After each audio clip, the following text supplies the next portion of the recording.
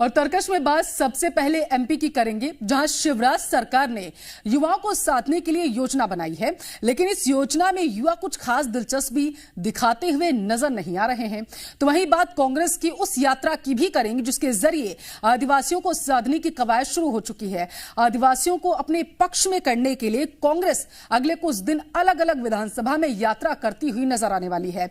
और बात छत्तीसगढ़ की करेंगे, जहां विधानसभा में कई मुद्दों पर पक्ष और विपक्ष के बीच तीखी नोकझोंक देखने को मिली है। इसके साथ ही विधानसभा में शराबबंदी का मुद्दा भी गरमाता हुआ नजर आया है। तो वहीं अब कमल विहार का नाम बदलकर माता कौशल्या विहार भी कर दिया गया है।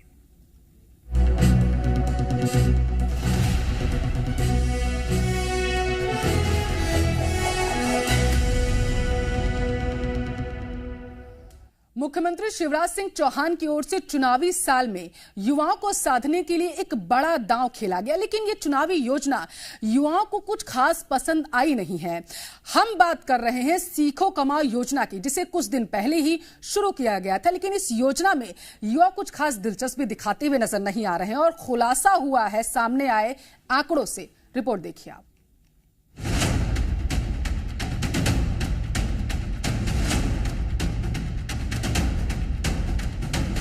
मध्य प्रदेश की शिवराज सरकार ने करीब 1 महीने पहले युवाओं के लिए सीखो कमाओ योजना का शुभारंभ किया था, जिसका उद्देश्य युवाओं को काम के सिखाने के साथ साथ उनकी आर्थिक तौर पर मदद करना भी था।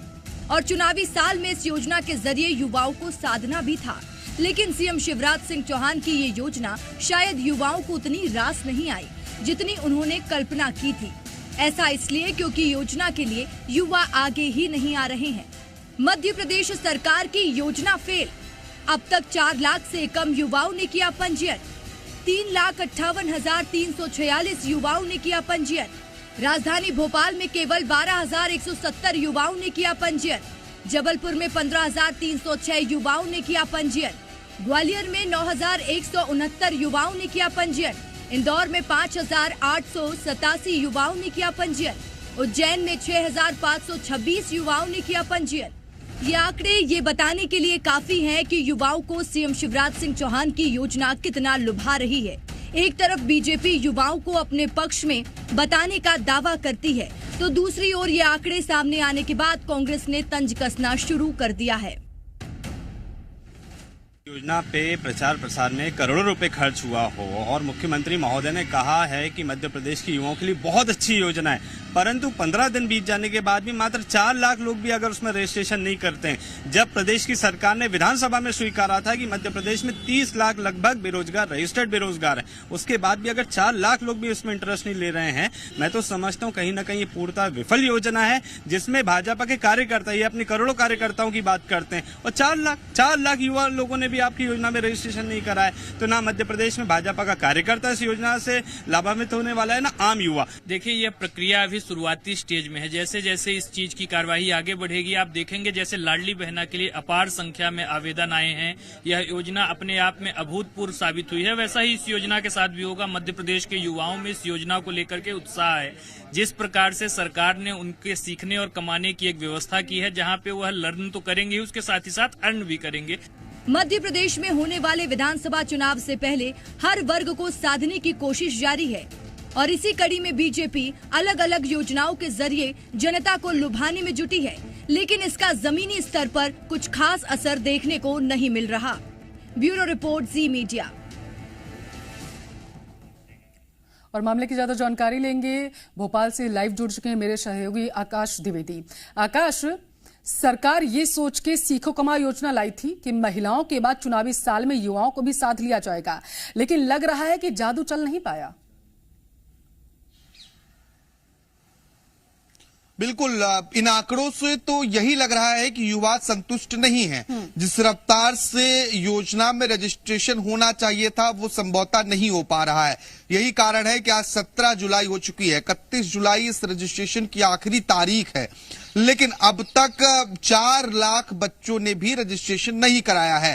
कांग्रेस का आरोप यह है कि मध्य प्रदेश सरकार विधानसभा में यह जवाब देती है कि प्रदेश में 30 लाख बेरोजगार हैं जो रजिस्टर्ड हैं। अगर इतनी बड़ी संख्या में बेरोजगार हैं तो आखिर वो बेरोजगार इस सीखो कमाओ योजना के अंतर्गत लाभ क्यों नहीं लेना चाहते हैं।